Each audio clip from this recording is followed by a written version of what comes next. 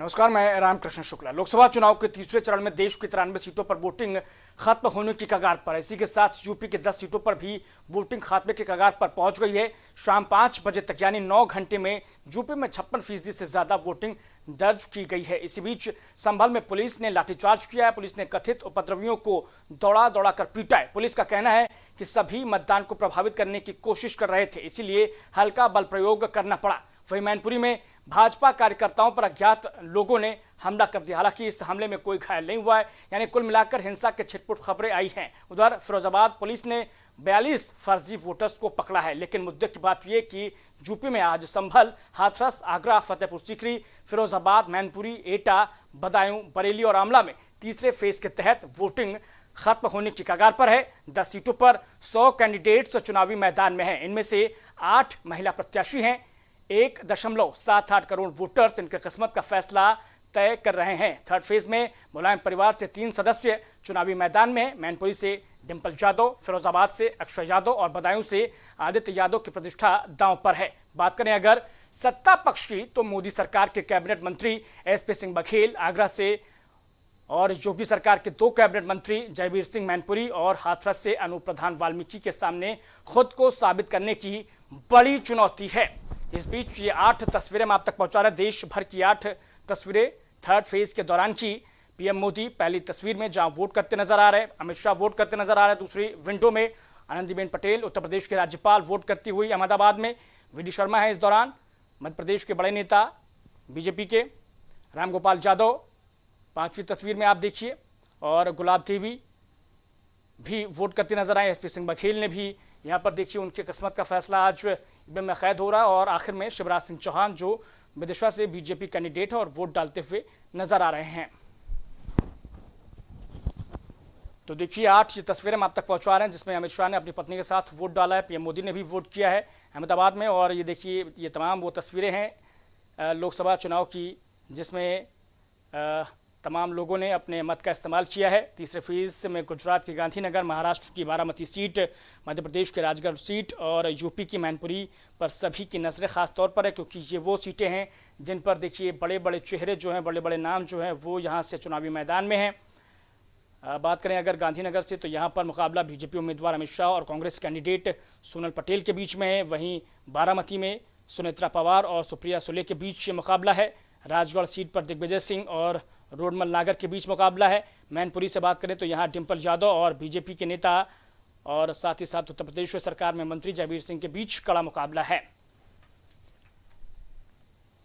तीसरे फेज में 120 महिलाओं समेत 1300 से ज्यादा उम्मीदवार देश भर में मैदान में हैं। बड़े नेताओं में जिस तरीके से हम आप तक लगातार अपडेट कर रहे हैं, केंद्रीय मंत्री अमित शाह गांधीनगर से चुनाव मैदान में, ज्योतिरादित्य सिंधिया गुना सीट से, मनसुख मांडविया पोरबंदर सीट से, पुरुषोत्तम रुपाला राजकोट से, प्रहलाद जोशी धारवाड़ से, एसपी सिंह बघेल आगरा सीट से, ये तमाम बड़े चेहरे हैं। वहीं अगर हम बात करें कांग्रेस से नेताओं की, तो देखिए इसमें बड़े बड़े चेहरे दिग्विजय सिंह राजगढ़ सीट से लोकसभा चुनाव मैदान में हैं। वहीं शिवराज सिंह चौहान मध्य प्रदेश के पूर्व मुख्यमंत्री और बीजेपी के सीनियर लीडर विदिशा सीट से आज चुनाव मैदान में। तो इन सब की किस्मत का फैसला आज ईवीएम में कैद होने को है। और ये 4 तस्वीरें हम देखिए दिखा रहे हैं आगरा, हाथरस, संभल, फिरोजाबाद, जहां वोटिंग खत्म होने की कगार पर है।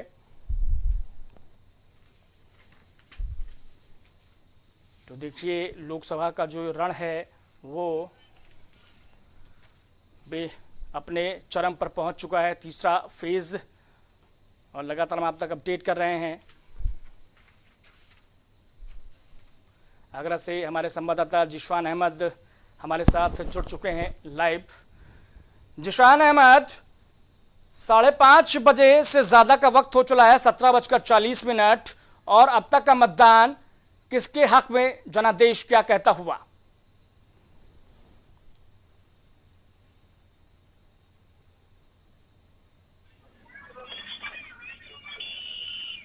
जिशान, वोटिंग खत्म होने को है, और क्या कुछ कहता हुआ अभी तक का जनादेश?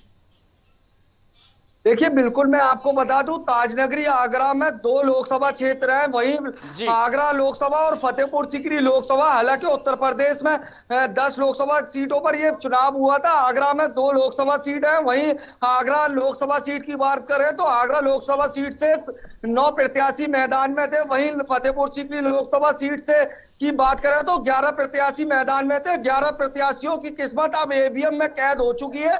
4 जून में ये फैसला आना है। हमारे साथ यहाँ तमाम जी। लोग मौजूद हैं, इनसे बात कर लेते हैं। हालांकि युवा मतदाता है, इन लोगों ने किन मुद्दों पर वोट किया है, किसके आधार पर वोट किया है, किस प्रत्याशी को चुना है और किसको देश का अगला मुखिया बनाएंगे। क्या नाम है? अरशद कुरैशी। अरशद जी, किन मुद्दों को लेकर वोट किया है?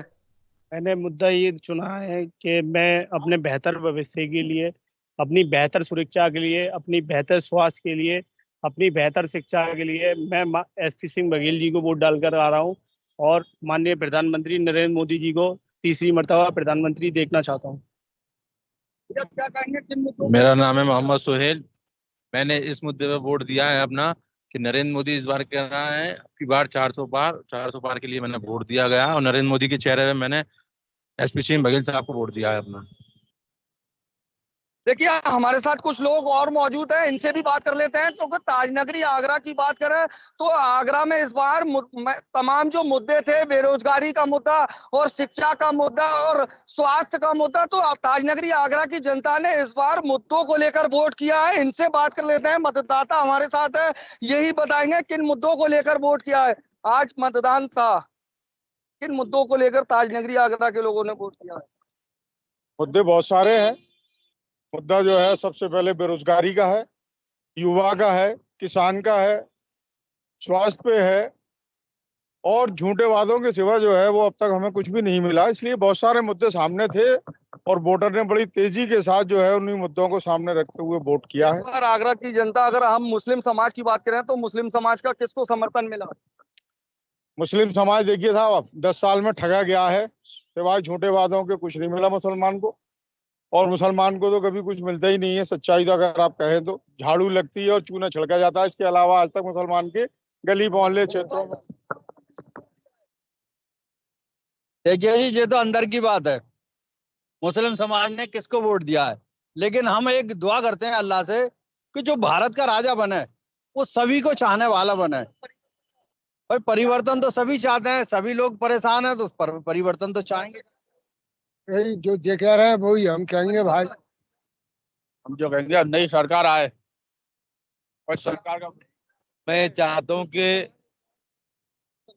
मुस्लिम समाज जो है वो इस बगैर जो है गठबंधन को ज्यादा वोट दिया है में और मुसलमान का वोट बढ़ गया। एक जगह बहुजन को गया और कुछ गठबंधन को गया वो। पर हम चाहते हैं कि बड़े पैमाने पर परिवर्तन हो ये और राहुल गांधी जो है देश के प्रधानमंत्री बने। सबसे ज्यादा का नाम गठबंधन को वोट पड़ा है और हम चाहते हैं कि नाम गठबंधन नहीं आनी चाहिए। क्या कहेंगे? मैं तो हिंदुस्तान के हर नागरिक से एक बात ये कहना चाहूंगा, परिवर्तन लाए।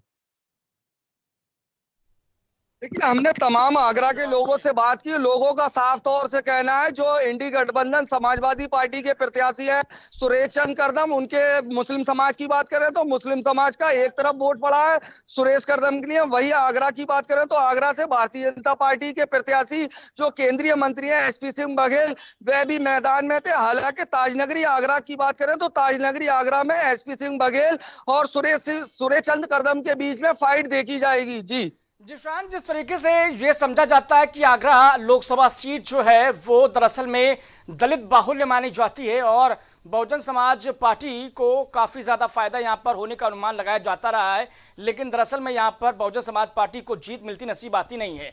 ऐसे में दलितों का वोट, जिस तरीके से बातें तमाम होती रही हैं, SC ST का वोट, पिछड़ों का वोट जो है उस पर बहुत चर्चा हुई, वार पलटवार हुए, तो दरअसल में ये वोट जो है वो किधर शिफ्ट होने की बात सामने आई है इस तीसरे फेज में आगरा में? देखिए बिल्कुल मैं आपको बता दूं, ताजनगरी आगरा को दलितों की राजधानी कहा जाता था और बहुजन समाज पार्टी का ये गढ़ भी माना जाता था, क्योंकि दलितों का एक मुठ वोट पड़ता था बहुजन समाज पार्टी को, वही मुस्लिम समाज भी पूरी तरीके से बहुजन समाज पार्टी को वोट करता था।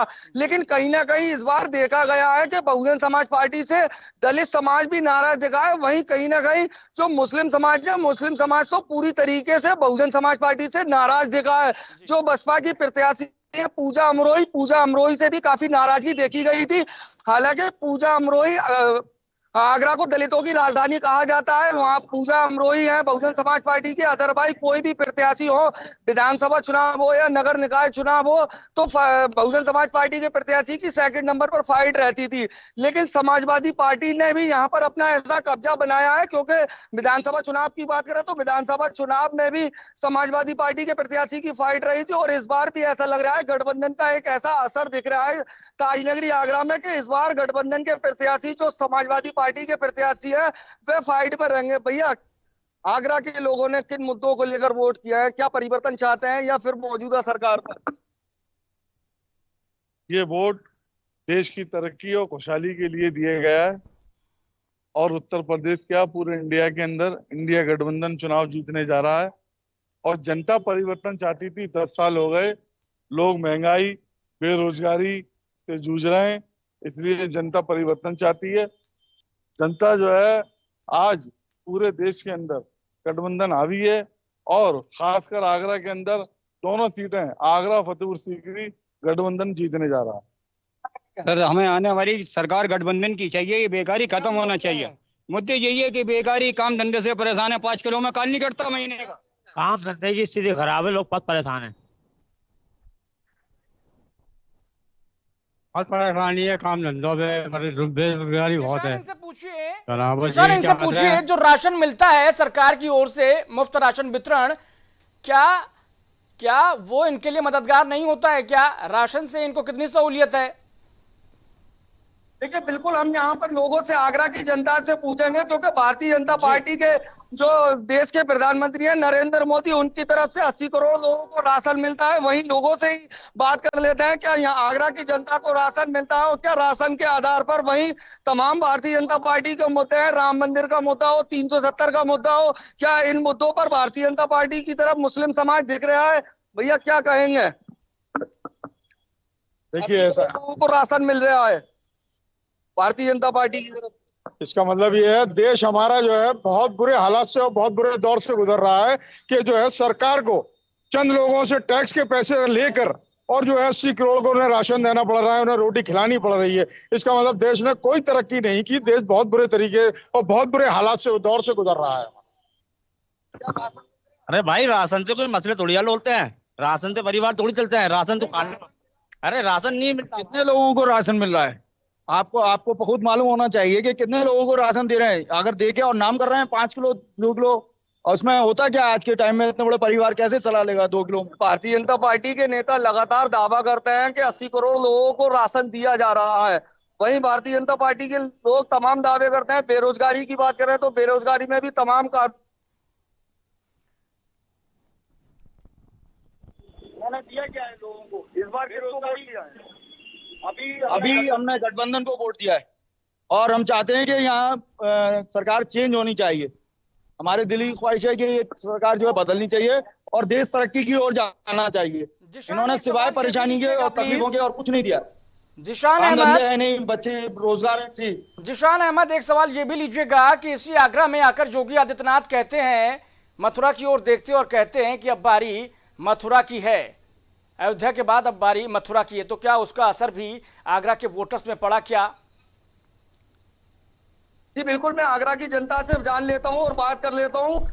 उत्तर प्रदेश के मुख्यमंत्री योगी आदित्यनाथ लगातार कहते हैं कि अयोध्या के बाद अब मथुरा की बारी है, क्या कहेंगे, इसका असर दिखेगा? बिल्कुल दिखेगा सर, ये उन्हीं की देन है। ये जो आए दिन झगड़े फसाद की जड़ फैला रखी है इन लोगों ने, झूठे वादे कर करके। इस तरीके से देखा जाए ना कि उसमें इनको सिवाय नुकसान के हमारे को और क्या दिया है मुसलमान को? और ये मस्जिद तोड़ना, कभी मंदिर बनाना, इसके अलावा इन्होंने रोजगार की बात की, कभी और किसी चीज के लिए बात की? अयोध्या के बाद अब मथुरा की बारी है, क्या कहेंगे, इस पर बीजेपी को नुकसान होगा? बीजेपी सरकार इतना बेहतरीन तरीके से काम करे, अगर ये कौम परस्ती को खत्म कर दे, मस्जिद मुद्दा खत्म कर दे, तो देश को तरक्की में ले आने के लिए कोई नहीं रोक सकता। कोई भी मुल्क इससे पीछे ही रहेगा, आगे नहीं निकल सकता। सिर्फ मस्जिद मुद्दे को खत्म कर दे। ये बीजेपी अच्छा काम कर रही थी। अनाज में मतलब नहीं, अनाज फ्री दिया। मुलायम सिंह ने 500 रुपये महीना दिया था कि हमने सरकार नहीं बदल दी, हमने सरकार बदल दी। जनता चाहे तो कर सकती है, जनता नहीं चाहती मस्जिद। उत्तर प्रदेश के मुख्यमंत्री लगातार कह रहे हैं कि अयोध्या के बाद अब मथुरा की बारी है। क्या लगता है भारतीय जनता पार्टी को इससे नुकसान होगा? मुस्लिम समाज क्या भारतीय जनता पार्टी के पक्ष में वोट करेगा? ये बुखलाहट है उनकी। अब बुखलाए हुए हैं, क्या करें? हिंदुओं को जब तक थोड़ी बनाना तो बना लिया 10 साल। अब आदमी रोजी रोटी के लिए मारा मारा डोल रहा है, हिंदू और मुसलमान कब तक झेलेगा? ये बुखलाहट में बयानबाजी कर रहे हैं। ये हार की हताशा है। ये चुनाव हार चुके हैं इसलिए परेशान है। अब घुमाने की कोशिश कर रहे हैं। अब कहाँ हुएगा? घूम चुका इंडिया गठबंधन ले क्या? अब कुछ नहीं।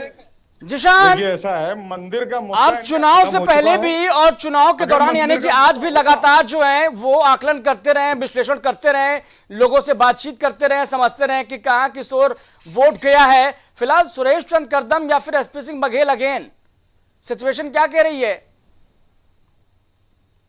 बिल्कुल, हम आगरा की जनता से बात करते हैं और जानते हैं लगातार प्राइम टीवी आज तीसरे चरण के चुनाव ताजनगरी आगरा से सुबह 6 बजे से लगातार दिखा रहा है। वहीं अगर हम मतदान की बात करें तो आगरा। इस बीच देखिए बड़ी खबर प्राइम टीवी की स्क्रीन पर आ रही है। प्राइम टीवी की स्क्रीन पर बड़ी खबर। जिशान, वापस आऊंगा 1 मिनट। ये बड़ी खबर, यूपी में 5 बजे तक 55.13% मतदान। देखिए इस बीच बड़ी खबर, जहां हाथरस में 5 बजे तक 53.54% मतदान दर्ज किया गया है। ये बड़ी खबर लगातार अपडेट कर रहे हैं आप तो। एटा में 5 बजे तक 57.07% मतदान दर्ज किया गया है। संभल में 5 बजे तक 61.10% मतदान दर्ज किया गया। शाम 5 बजे तक का यह आंकड़ा आप तक शेयर कर रहे हैं। बरेली की बात करें तो 5 बजे तक 54.21% मतदान। तो आज आंवला में 5 बजे तक 54.73% मतदान दर्ज किया गया है। वहीं फिरोजाबाद में भी 5 बजे तक 56.27% मतदान दर्ज किया गया है। मैनपुरी में 5 बजे तक 55.88% मतदान दर्ज किया गया है। लगातार ये अपडेट चुनाव को लेकर हम आप तक दे रहे हैं, पहुंचा रहे हैं। आगरा में 5 बजे तक 51.53% मतदान दर्ज हुआ है। बदायूं में 52.77% मतदान।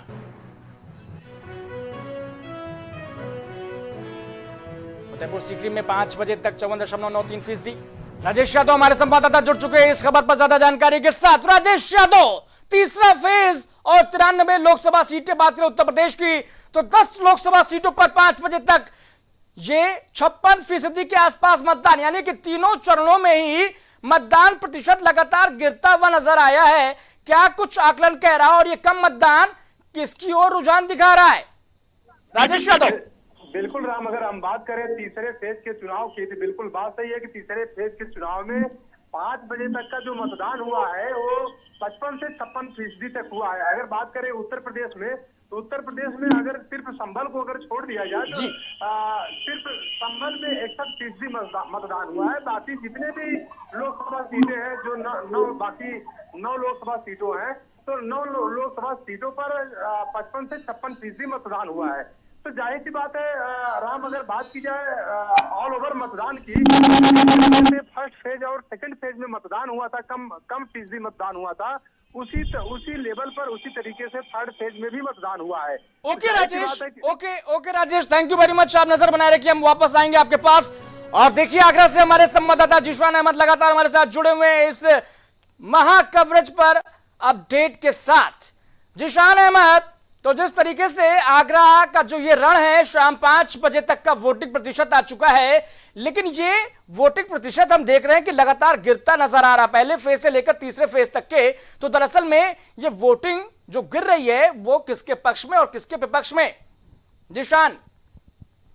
देखिए बिल्कुल मैं आपको बता दूं, जिस तरीके से फर्स्ट फेज में वोट प्रतिशत की घटा देखा गया था, वही सेकंड में भी काफी प्रतिशत वोट घटा था। लेकिन अब थर्ड फेज में भी ये चुनाव हुआ है, तो कहीं ना कहीं जिस तरीके से प्रतिशत वोटिंग का अगर घटता है तो मौजूदा सरकार को इसका नुकसान होता है। तो कह सकते हैं कि भारतीय जनता पार्टी जो मौजूदा सरकार है उसको इसका कहीं ना कहीं खामियाजा भुगतना पड़ेगा, क्योंकि भारतीय जनता पार्टी के जो प्रत्याशी हैं, अगर हम प्रदेश के आज प्रदेश में 10 लोकसभा सीटों पर चुनाव हुआ था, भारतीय जनता पार्टी के 10 प्रत्याशी चुनावी मैदान में थे, तो कह सकते हैं कि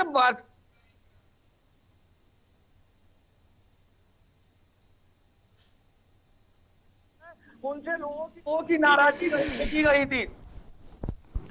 जिशान, हम देख पा रहे हैं, सुन पा रहे हैं आगरा की आवाम को जो लगातार अपनी नाराजगी का इजहार कर रही है प्राइम टीवी की स्क्रीन पर। लेकिन दरअसल में ये नाराजगी तो है, और ये नाराजगी दरअसल में दिखला क्या रही है? सुरेश चंद्र कदम या एसपी सिंह बघेल अगेन? हम आगरा की जनता, हमारे साथ तमाम जनता है, कैमरामैन से कहेंगे जनता को दिखाएं, यहाँ से लोगों से ही बात कर लेते हैं कि एसपी सिंह बघेल और सुरेश कदम की फाइट रहेगी। क्या कहेंगे भैया, किसको वोट किया है, किन मुद्दों को लेकर वोट? साइकिल में वोट दिया है, साइकिल में साइकिल को, साइकिल पे, साइकिल को दिया, साइकिल पे, साइकिल को ही क्यों? पर आप बता रहे हैं साइकिल को वोट किया है और दरअसल में बटन कहीं और दबा दिया हो।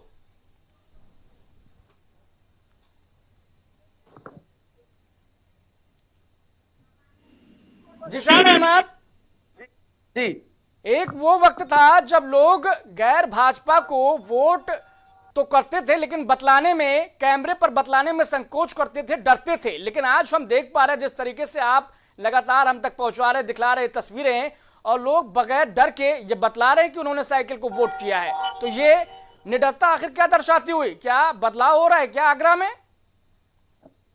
देखिए बिल्कुल मैं आपको बता दूं, अगर हम मुस्लिम समाज की बात करें तो मुस्लिम समाज भारतीय जनता पार्टी से कहीं ना कहीं नाराज देखा गया है। क्योंकि अगर हम राम मंदिर की बात करें और अगर हम 370 की बात करें, तो वही तो उत्तर प्रदेश सरकार के मुख्यमंत्री योगी आदित्यनाथ लगातार दावा करते हैं कि अयोध्या के बाद काशी और फिर काशी के बाद मथुरा।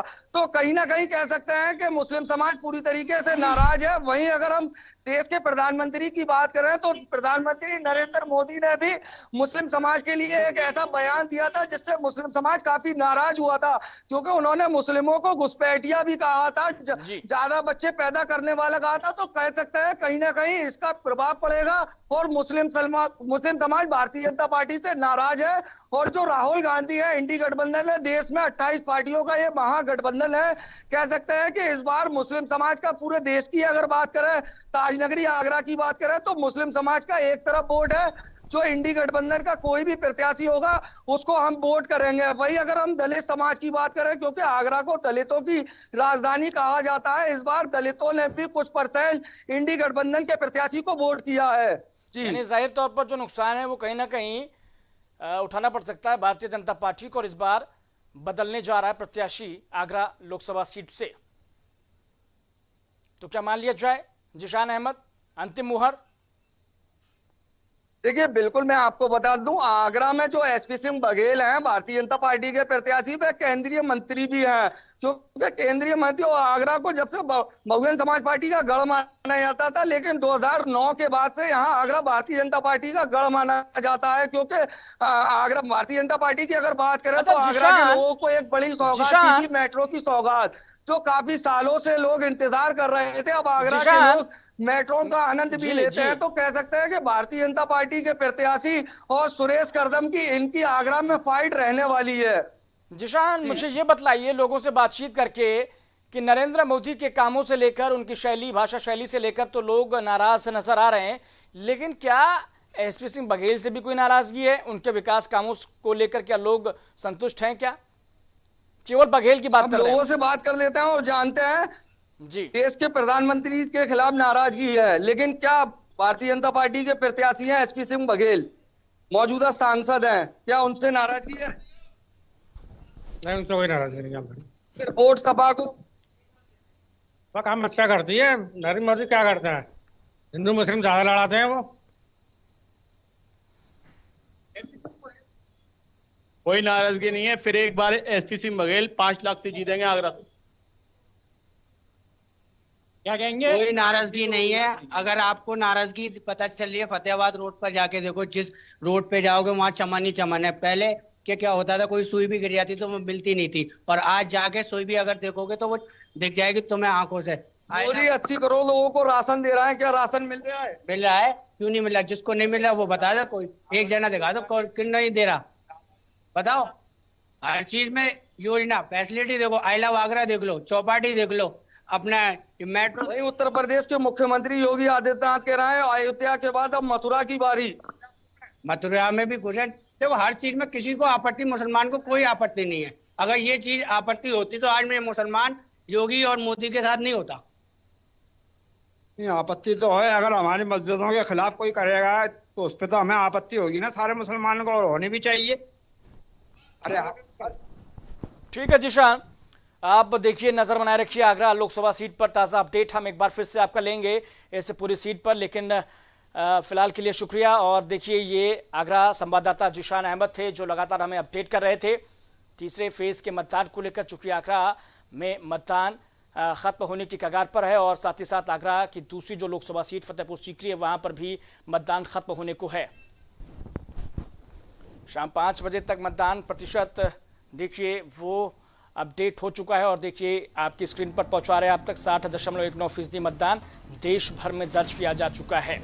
असम, बिहार, छत्तीसगढ़, गोवा, देखिए हम सिलसिलेवार तरीके से आपको बताते हैं। असम में 74.86% मतदान, देखिए सबसे ज़्यादा मतदान असम में, बिहार में 56.01, छत्तीसगढ़ में 66.87, गोवा में 72.52, गुजरात में 55.22, कर्नाटका में 66% मतदान, एमपी में 62.28, महाराष्ट्र में 53.40, महाराष्ट्र में 53.40, वहीं उत्तर प्रदेश में 55.13% मतदान। ये शाम 5 बजे तक का आंकड़ा। वहीं पश्चिम बंगाल में भी बम्पर वोटिंग हुई है, 73.93% मतदान वहां पर, और साथ ही दादर नगर हवेली और दमन दीव सीट पर 65.23% मतदान दर्ज किया गया है। बात करें यूपी की तो देखिए शाम 5 बजे तक 55.13% मतदान 10 लोकसभा सीटों पर, जहां संभल में 61% मतदान, हाथरस में 53.54, आगरा में 51.53, फतेहपुर सीकरी 54.93। ये शाम 5 बजे तक का आंकड़ा आप तक हम पहुंचा रहे हैं। फिरोजाबाद में 56.27% मतदान दर्ज किया गया है, मैनपुरी में 55.88, एटा 57.07% मतदान, बदायूं में 52.77% मतदान दर्ज हुआ है। तो देखिए तीसरे फेज का ये इलेक्शन, और अब वोटिंग खत्म हो चुकी है। हालांकि फाइनल डेटा अभी आना बाकी है। तो देखिए राजेश यादव हमारे संवाददाता फोन लाइन पर जुड़ चुके हैं, एक बार फिर से माफ कीजिएगा लाइव जुड़े हुए हैं राजेश यादव। राजेश यादव, ये जो शाम 5 बजे तक का आंकड़ा आ गया है, और दरअसल में या क्या कुछ जनादेश देता हुआ बतलाता हुआ? बिल्कुल, हम अगर बात करें आज के चुनाव के लिए तो बिल्कुल शाम 5 बजे तक का जो वोटिंग परसेंटेज आया है वो 55% तक आ गया है। तो अगर बात करें ओवरऑल इंडिया की, तो अगर बात करें चाहे असम की या बंगाल की, सबसे ज्यादा वोटिंग परसेंटेज अगर बात करें तो बंगाल और असम में हुआ है, जहां पर 74% वोटिंग हुई है। तो उस हिसाब से अगर बात करें उत्तर प्रदेश की, तो उत्तर प्रदेश में बहुत कम वोटिंग परसेंटेज हुआ है। जिस तरीके से फर्स्ट फेज और सेकंड फेज में वोटिंग परसेंटेज हुआ था, मतदान हुआ था, उसी लेवल पर इस थर्ड फेज का भी चुनाव हुआ है, वोटिंग परसेंटेज आया है।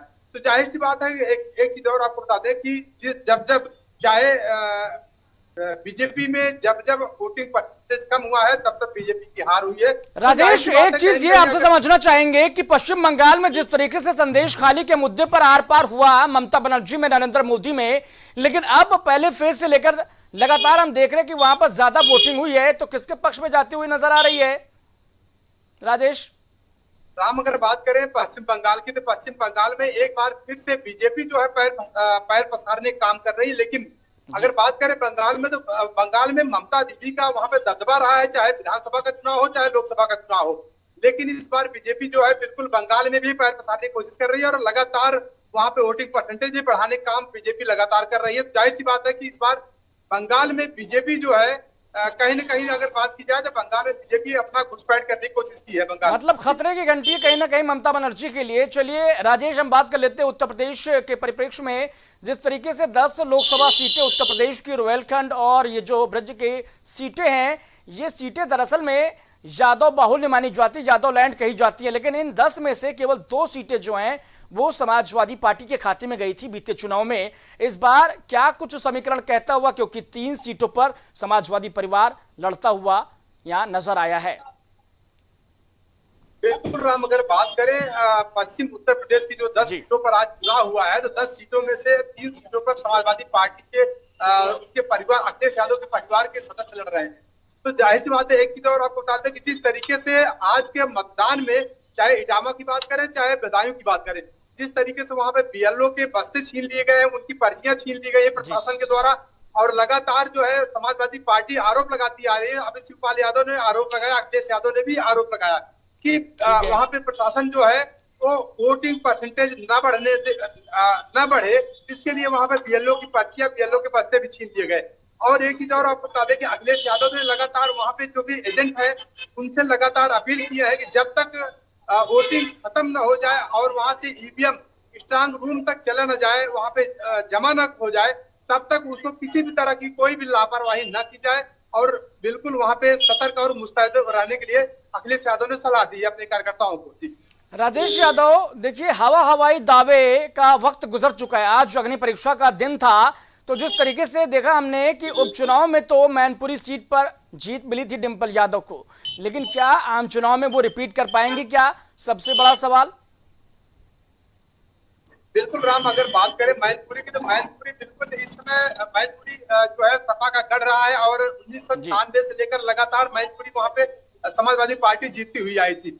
लेकिन इस बार जो है वहां पे जयवीर सिंह बीजेपी से मंत्री रहे हैं और वहां पे चुनाव लड़ रहे हैं, तो जाहिर सी बात है वहां पे मुकाबला बिल्कुल टक्कर का है। लेकिन अगर बात की जाए मैनपुरी की, तो मैनपुरी समाजवादी पार्टी का गढ़ रहा है और वहां पर इस बार जो है अगर लहर देखी जाए तो जाहिर सी बात है कि जनता जो है बीजेपी से लगभग टूट चुकी है और जनता जो है कहीं न कहीं अगर बात की जाए तो रोजगार और बेरोजगारी पर, भ्रष्टाचार पर, महंगाई पर चुनाव इस बार जो है वोटिंग कर रही है। जी, हम बात करें अगर दूसरी समाजवादी पार्टी के जो सदस्य उतरे हुए हैं, फिरोजाबाद हो फिर वो बदायूं हो, वहां पर क्या कुछ आकलन कहता हुआ आपका। राम, अगर बदायूं की बात करें तो बदायूं में शिवपाल यादव के लड़के आदित्य यादव चुनाव लड़ रहे थे, तो जाहिर सी बात है आदित्य यादव ने जिस तरीके से इस बार बदायूं में चुनाव प्रचार किया है, जाहिर सी बात है कि वहां की जनता जो है आदित्य यादव को पसंद कर रही है। लेकिन और दूसरी चीज आपको बता दें कि बीजेपी के खिलाफ इसलिए जनता इस बार उतर रही है क्योंकि जनता बिल्कुल परेशान है, चाहे महंगाई को लेकर, चाहे रोजगार को लेकर, चाहे इस बार जो है सबसे बड़ा मुद्दा समाजवादी पार्टी ने जो बनाया है संविधान बदलने का, और उसके अलावा अभी जो कोविशील्ड के जो इंजेक्शन लगा था कोरोना को लेकर, तो जाहिर बात है बीजेपी लगातार बीजेपी को घेरते हुए नजर आई है और इन्हीं मुद्दों को भुनाने की समाजवादी पार्टी लगातार कोशिश कर रही है। राजेश, महंगाई बेरोजगारी की आप बात कर रहे हैं, अब से थोड़ी देर पहले हमारे साथ संवाददाता आगरा से जिशान अहमद जुड़े हुए थे और वो सुनवा रहे थे तमाम लोगों की नाराजगी को और कह रहे हैं कि भाई हमने इंडिया अलायंस को वोट किया है। तो क्या आगरा पे भी एसपी सिंह बघेल के पक्ष में यहाँ पर चीजें जाती हुई नजर आ रही हैं क्या। बिल्कुल राम, अगर बात करें हम आगरा की या फतेहपुर सीकरी की, तो फतेहपुर की सीकरी की सीट जो है वहां पे इंडिया गठबंधन बिल्कुल मजबूत है। दूसरी चीज आपको बता दें आगरा की, तो एसपी सिंह बघेल वहां पे मजबूत दिखाई दे रहे थे क्योंकि वहां पे समाजवादी पार्टी के सुरेश चंद्र करदम प्रत्याशी थे। तो जिस तरीके से उनकी वहां पे सक्रियता अगर की बात की जाए तो सुरेश चंद्र करदम जो वहां पे सक्रिय नजर नहीं आ रहे थे। लेकिन जनता जिस तरीके से बीजेपी के महंगाई, बेरोजगारी और भ्रष्टाचार से जिस तरीके से जनता परेशान है, तो जाहिर सी बात है जनता कहीं न कहीं इंडिया गठबंधन के साथ में खड़ी हुई नजर आ रही है। साथ ही साथ जानना चाहेंगे संभल सीट के बारे में भी, क्योंकि ये वो सीट है जो बीते चुनाव में शफीकुर रहमान बर्क समाजवादी पार्टी के कैंडिडेट ने जीती थी। उनके निधन के बाद उनके पोते फिलहाल मैदान में हैं। संभल में बड़े बड़े आरोप लगाए गए जियाउर रहमान बर्क की ओर से कि भाई प्रभावित करना चाह रहे हैं बीजेपी के लोग, और पुलिस प्रशासन पर भी उन्होंने तमाम आरोप लगाए। बिल्कुल राम, अगर बात करें संभल में जिस तरीके से पुलिस प्रशासन ने वहां पे लोगों के ऊपर लाठीचार्ज किया है, तो जाहिर सी बात है कि शफीकुर रहमान ने पोते ने जो है वहां पे प्रत्याशी है, तो उन्होंने साफ साफ आरोप लगाया है कि वहां पे बीजेपी सरकार के द्वारा जो वहां पे प्रशासन है वो बिल्कुल वोटिंग नहीं होने देना चाहता है, और वो चाहता है कि यहाँ पे समाजवादी पार्टी की लीड न लेने पाए। लेकिन जिस तरीके से जनता ने वहां पे संभल में साथ दिया है, वोटिंग परसेंटेज जिस तरीके से बढ़ा है, वहां पे 61% वहां पे मतदान हुआ, तो जाहिर सी बात है कि वहां पे कहीं न कहीं इंडिया गठबंधन के पक्ष में सीट वहां पे बिल्कुल मतदान किया है लोगों ने वहां पे। राजेश, मुझे एक बात बतलाइएगा, मैंने आपके साथ लाइव की शुरुआत में सवाल किया था ममता बनर्जी के पश्चिम बंगाल में जिस तरीके से वोटिंग ज्यादा हुई, आपने बताया कि बीजेपी के पक्ष में कहीं ना कहीं ज्यादा हुआ रुझान नजर आ रहा है। ये जो वोटिंग उत्तर प्रदेश की 10 सीटों पर कम हुआ है 55-56% के आसपास 5 बजे तक का, वो क्या बतलाता हुआ किसके पक्ष और विपक्ष में? देखिए राम, अगर बात करें उत्तर प्रदेश की जो अभी इस 10 सीटों पर चुनाव मतदान हुआ है और कम वोटिंग हुआ है, तो जाहिर सी बात है कि एक चीज आपको बता दूं कि जब जब वोटिंग परसेंटेज कम हुआ तब तक बीजेपी हार गई है। तो जाहिर सी बात है, चाहे फर्स्ट फेज में भी वही हुआ और दूसरे फेज में भी वही हुआ और थर्ड फेज में भी वही वोटिंग परसेंटेज आया है। इससे साफ साफ जाहिर है कहीं न कहीं बीजेपी के लिए खतरे की घंटी दिखाई दे रही है। राजेश, आज का जो पूरा दिन था वो धार्मिक ध्रुवीकरण के लिहाज से भी देखा गया। राजनीतिक विश्लेषकों की ओर से मंदिर को लेकर कहा गया, रामगोपाल यादव की ओर से कि मंदिर बेकार है, राम मंदिर को लेकर उन्होंने बयान दिया और कहा कि भाई उसका नक्शा ठीक नहीं है। इसके जवाब में योगी ने कहा कि विपक्ष का जो है वो सनातन का अपमान का फैशन बन गया है, ये हार देखकर राम को चुनौती दे रहे हैं। और उधर अखिलेश यादव ने कहा कि जिन लोगों ने मंदिर जाने पर उसे धोया था, वो कन्नौज में मंदिर पहुंचे तो उसके बाद बीजेपी कार्यकर्ताओं ने उसे कथित तौर पर उस मंदिर को धोया था, तो कह रहे हैं कि जिन लोगों ने मंदिर को धोया था जनता उन्हें धो देगी इस चुनाव में। यानी कि मंदिर कहीं ना कहीं इस तीसरे फेज के इलेक्शन के दौरान तमाम बड़े नेता अखिलेश यादव, योगी आदित्यनाथ और रामगोपाल यादव के जुबान से कैसे देखते हैं? बिल्कुल राम, देखिए सियासत की बात है। अगर हम बात करें पहले फेज की बात की, तो पहले फेज में भी मंदिर का ही मुद्दा था, लेकिन अगर हम बात करें फिर दूसरे फेज की, जब दूसरा फेज आया तो दूसरे फेज में मुस्लिम लीग और पाकिस्तान का मुद्दा आ गया, अब मंगलसूत्र का मुद्दा आ गया। लेकिन अब वही फिर जो पहले फेज में राम मंदिर का मुद्दा आया था, सनातन धर्म का मुद्दा आया था, वही मुद्दा फिर तीसरे फेज में आ गया। लेकिन एक चीज आपको बता दें राम, इस बार जो है जनता इस राम मंदिर के मुद्दे पर नहीं वोटिंग कर रही है। आपको बता दें कि इस बार जनता जो है बेरोजगारी, महंगाई, भ्रष्टाचार, तो इन सारे मुद्दों पर वोटिंग कर रही है, क्योंकि जनता जान चुकी है। मुझे लगता है कि जनता जो इस बार जिस तरीके से नौजवानों के साथ, युवाओं के साथ इस बार धोखा हुआ है, जिस तरह के पेपर लीक हुए हैं, तो कहीं न कहीं अगर बात की जाए तो इस बार युवा भी जो है बिल्कुल बीजेपी के बहकावे में आने वाले नहीं है राम। देखिए राजेश, जिस तरीके से बीते दिनों हमने देखा अयोध्या में नरेंद्र मोदी थे, वहां पर उन्होंने रोड शो किया, मंदिर में पूजा अर्चना की और प्राण प्रतिष्ठा के बाद वो अयोध्या पहुंचे हुए थे पहली बार।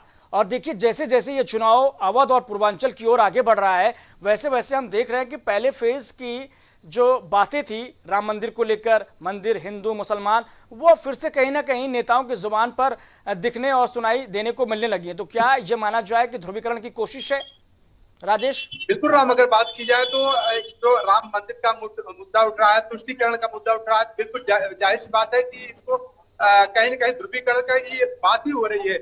और दूसरी चीज आपको बता दें कि अब जो है बीजेपी चाह रही है कि हिंदू का मुद्दा उठाए, हम हिंदू मुस्लिम करके इस बार जो है चुनाव में, अभी जो तीसरे फेज का चुनाव हुआ है, इसके बाद चौथे फेज का चुनाव है, जाहिर सी बात है कि हिंदू मुस्लिम करके वोट लेना चाहता है। लेकिन मुझे लगता है कि राम, ये जो हिंदू मुस्लिम का फैक्टर है कहीं न कहीं एक काम आने वाला नहीं है। इस बार जो है सिर्फ और सिर्फ महंगाई, भ्रष्टाचार और दूसरी चीज बेरोजगारी, मुझे लगता है कि इसी मुद्दे पर जनता इस बार वोटिंग कर रही है। क्योंकि अभी आपको बता दें कि एटा की बात अगर आपको करें, एटा में भी आज चुनाव हुआ है। एटा के लोगों ने चुनाव का बहिष्कार किया है। उन्होंने कहा है कि बीजेपी की सरकार थी, बीजेपी की सरकार में कोई विकास नहीं हुआ, यहाँ तक कि एटा में रोडों का निर्माण नहीं हुआ है। तो एटा के लोगों ने चुनाव का बहिष्कार कर दिया। तो जाहिर सी बात है कि अगर कहीं पे बात की जाए तो इस बार जो है रोजगार और विकास के मुद्दों पर चुनाव लड़ा जा रहा है। राम राजेश, लौटते हैं अपने इसी तीसरे फेज के इलेक्शन को लेकर। देखिए, जिस तरीके से ये यादव लॉन्ड कहा जाता है, दलितों की आबादी भी खासी यहाँ पर मानी जाती है। आगरा को दलित राजधानी के तौर पे भी जाना पहचाना जाता है और तमाम यादव भी यहाँ पर बाहुल्य माने जाते हैं। मुझे ये बताइए कि जो आरक्षण की बात अभी तक हो रही थी, SC, ST, OBC का आरक्षण छीनकर मुसलमानों को दे दिया जाएगा या ज़्यादा बच्चे उनको दे दिया जाएगा, तो क्या उन बयानों का असर इस तीसरे फेज में पड़ा क्या? राम अगर बात करें तीसरे फेज पे आरक्षण की, तो आरक्षण की बात का जो बीजेपी कह रही है उसका कोई खास असर नहीं दिखाई दे रहा है। सबसे बड़ा अगर बात करें, सबसे बड़ा असर जो दिखाई दे रहा है तो सबसे बड़ा असर यही है कि संविधान बदलने का, क्योंकि विपक्ष जो है लगातार बीजेपी पर संविधान बदलने का लगातार आरोप लगा रही है। और आपको बता दें, आगरा में जिस तरीके से वहां पे दलित बाहुल है आगरा, तो जाहिर सी बात है वहां पे लगातार बीजेपी जीतती आई हुई है। और इस बार वहां पे अगर बात की जाए तो, लेकिन इस बार जो है इंडिया गठबंधन कहीं न कहीं मजबूत दिखाई दे रहा है। वहां पे आरक्षण का मुद्दा नहीं है। In the end one question please, Rajesh Yadav, 285 सीटों पर चुनाव थर्ड फेज तक के खत्म हो चुका है, यानी कि बहुमत से ज्यादा का ये जो सीटें हैं उन पर वोटिंग खत्म हो चुकी है तकरीबन। ऐसे में दोनों ही पार्टियों के नेता, दोनों ही पार्टियों के बड़े बड़े लीडर्स क्या कुछ दावा और बयान दे रहे हैं? आप लगातार ग्राउंड जीरो पर रह रहे हैं, क्या कुछ दावा उनकी ओर से? राम अगर बात करें, बिल्कुल बात सही है कि अभी तक का जो थर्ड फेज का चुनाव हुआ है पूरे देश में 285 सीटों पर चुनाव हो चुका है। कहीं न कहीं अगर बात की जाए तो बहुमत से ज्यादा है, क्योंकि बहुमत जो है 272 का है। तो बिल्कुल बात सही है कि बहुमत का आंकड़ा पार हो गया है। इन तीन फेज के चुनाव में अभी 4 फेज का चुनाव बचा हुआ है। लेकिन चाहे इंडिया गठबंधन की बात करें चाहे बीजेपी की बात करें, दोनों पार्टियां दावे ठोक रही है, दोनों पार्टियां ताल ठोक रही है कि बीजेपी कह रही है कि मैं जीत रहा हूं और इंडिया गठबंधन कह रही है कि मैं जीत रहा हूं। लेकिन अगर बात की जाए 3 फेज के चुनाव में, कहीं न कहीं अगर बात की जाए तो इंडिया गठबंधन इन 3 फेज के चुनाव में भारी दिखाई पड़ रहा है। राम जी, क्या कुछ डेटा, क्या कुछ नंबर्स बता पा रहे हैं क्या दोनों ही दल, दोनों ही बड़े दल? राम अगर बात करें डेटा की, तो अभी तक डेटा दोनों के दोनों दल कोई दल नहीं बता पा रहा। क्योंकि उत्तर प्रदेश की ओर से देखिए 26 सीटों पर मतदान यूपी में हो चुका है। 26 में क्या कुछ लग रहा है? 26 में क्या कुछ लग रहा है? उत्तर प्रदेश में जिस तरीके से मतदान हुआ 3 फेज के मतदान में, चाहे फर्स्ट फेज की बात करें या सेकंड फेज की बात करें या थर्ड फेज की बात करें, अभी तक जो है इसमें इंडिया गठबंधन का पलड़ा भारी पड़ रहा है। क्योंकि पहले फेज के चुनाव से ही दिखाई देने लगा कि इंडिया गठबंधन का पलड़ा भारी है। ठीक है राजेश, बहुत धन्यवाद हमारे साथ इस अपने वैल्यूएबल टाइम को देने के लिए और अपना कीमती समय हमारे साथ साझा करने के लिए और अपने शानदार से ओपिनियन और ग्राउंड जीरो पर आप लगातार रह रहे हैं। लेकिन देखिए कितनी मेहनत करते हुए राजेश यादव हम तक वो तमाम जानकारियां दे रहे थे और सटीक जानकारी दे रहे थे कि आज तीसरे चरण का जिस तरीके से मतदान खत्म हुआ है और ये भीषण रण के दौरान का क्या कुछ आकलन नजर आ रहा है अब तक के, क्योंकि 285 लोकसभा सीटें इस तीसरे फेज तक खबर हो चुकी हैं। और बात करें अगर उत्तर प्रदेश की तो 26 लोकसभा सीटें 80 में से यहां पर खबर की जा चुकी हैं। लेकिन जो यहां पर ईवीएम में कैद हो गई हैं तमाम बड़े बड़े चेहरों की किस्मत, और इसी के साथ ये तीसरे फेज का इलेक्शन भी आज खत्म हो गया है। तीसरे फेज में गुजरात की गांधीनगर सीट से अमित शाह, महाराष्ट्र से बारामती सीट, वहां पर मध्य प्रदेश की राजगढ़ सीट, यूपी की मैनपुरी सीट, ये तमाम वो सीट्स हैं जिन पर सभी की नजरें टिकी हुई थी, क्योंकि ये बड़े बड़े चेहरे इन सीटों पर चुनाव लड़ रहे हैं। अमित शाह, कांग्रेस कैंडिडेट सोनल पटेल के बीच में यह मुकाबला, गांधीनगर गुजरात से, बारामती में सुनेत्रा पवार, सुप्रिया सुले के बीच में मुकाबला, राजगढ़ सीट पर दिग्विजय सिंह और रोडमल नागर के बीच मुकाबला, मैनपुरी में डिंपल यादव और जयवीर सिंह के बीच कड़ा मुकाबला।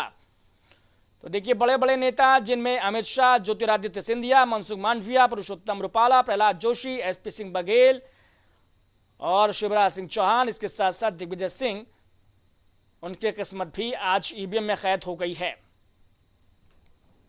तो ये लगातार अपडेट हम आप तक पहुंचा रहे हैं, चुनावी अपडेट पल पल की, जिसमें हमारे संवाददाता राजेश यादव हो वो या फिर जिशान अहमद हो, वो हम तक लगातार सटीक जानकारी अपडेट दे रहे थे, लोगों से बातचीत करते हुए, राजनीतिक पार्टियों से भी बातचीत करते हुए, क्योंकि ग्राउंड जीरो पर हमारी लगातार टीम पहुंची हुई है और अभी भी वो बरकरार है और लगातार इस चुनाव को बारीकी से कवर कर रही है। लेकिन इस बीच देखिए खबर यही है कि तीसरे फेज का इलेक्शन खत्म हो गया है और इस तीसरे फेज के इलेक्शन में देश भर की 93 लोकसभा सीटों पर मतदान खत्म हो चुके हैं। इन 93 सीटों पर वोटिंग खत्म हो चुकी है और इसी के साथ यूपी में भी 10 सीटों पर वोटिंग जो चल रही थी सुबह 7 बजे से वो करीब अब खत्म हो चुकी है। शाम 5 बजे के बाद यूपी में 56% मतदान दर्ज की गई है। वोटिंग प्रतिशत 56% उत्तर प्रदेश में और वहीं बात करें देश भर की तो 60% मतदान शाम 5 बजे तक का दर्ज किया गया है। इसी बीच संभल से कुछ छिटपुट खबरें आई थी लाठीचार्ज को लेकर और जियाउर रहमान बर्क जो समाजवादी पार्टी के कैंडिडेट हैं उन्होंने आरोप लगाया था पुलिस पर, अभद्रता का आरोप लगाया था, लाठीचार्ज का आरोप लगाया, साथ ही आरोप लगाया कि इस चुनाव को प्रभावित किया जा रहा है पुलिस के जरिए, प्रशासन के जरिए बीएलओ से पर्चियां छीनी जा रही हैं। और ये तमाम आरोप लगाते हुए जियाउर रहमान बर्क को देखा गया, सुना गया और इसी के साथ देखिए प्रभावित करने का आरोप चुनाव को, ये आरोप उनकी ओर से लगाया गया, जिसके जवाब में पुलिस ने हल्का लाठीचार्ज भी किया और पुलिस की ओर से यही तर्क था कि जो लोग इस चुनाव को प्रभावित करना चाह रहे हैं पुलिस ने हल्का बल प्रयोग कर उन्हें काबू में करने की कोशिश की है। तो उत्तर प्रदेश की 10 लोकसभा सीटें जिनमें बड़े बड़े चेहरे मैनपुरी से डिंपल यादव, उत्तर प्रदेश सरकार में मंत्री जयवीर सिंह के बीच उनका मुकाबला, ये सबसे hot favourite seat Uttar Pradesh की, जहां मैनपुरी में इन दोनों ही प्रत्याशियों की किस्मत ईवीएम में कैद हो चुकी है। इसके अलावा बात करें आगरा से तो एसपी सिंह बघेल एक बार फिर से वो अपनी किस्मत आजमा रहे भारतीय जनता पार्टी के टिकट पर, भारत सरकार में मंत्री हैं और एक बार फिर से उन्हें टिकट देकर बीजेपी ने उन पर भरोसा जाहिर किया है। उनका मुकाबला सुरेश चंद्र करदम से, लेकिन जिस तरीके की रिपोर्ट हमारे संवाददाता जिशवान अहमद आगरा से बतला रहे थे उसके मुताबिक उनकी राह आगरा लोकसभा सीट से आसान रहने वाली नहीं है। और वहीं बात करें राजकुमार चाहर फतेहपुर सीकरी से भाजपा के टिकट पर मैदान में और उनका मुकाबला कर रहे हैं कांग्रेस से प्रत्याशी रामनाथ सिकरवार। कौन किस पर हावी होगा ये फिलहाल ईवीएम में कैद हो गया है और जो तस्वीर सामने आएगी वो 4 जून को कि आखिर किसके पक्ष में ये मतदान आज दर्ज हुआ है। समाजवादी पार्टी के 3 सदस्य परिवार की बात करें तो फिरोजाबाद से अक्षय यादव, आदित्य यादव बदायूं से और वहीं मैनपुरी से डिंपल यादव, इन तीनों की किस्मत भी आज ईवीएम में कैद हो गई है।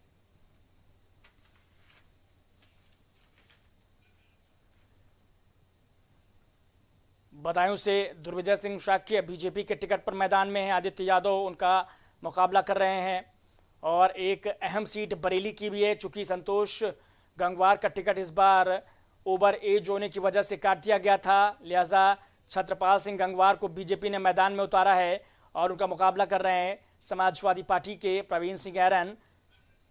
इन दोनों ही चेहरों में से कोई एक चेहरा पहली बार संसद पहुंचेगा, लेकिन वो चेहरा कौन होगा? क्या छत्रपाल सिंह गंगवार बीजेपी के विश्वास को, भरोसे को आगे बढ़ाते हुए जीत दर्ज कर पाएंगे या फिर प्रवीण सिंह ऐरन समाजवादी पार्टी के टिकट पर पहली बार संसद पहुंचेंगे?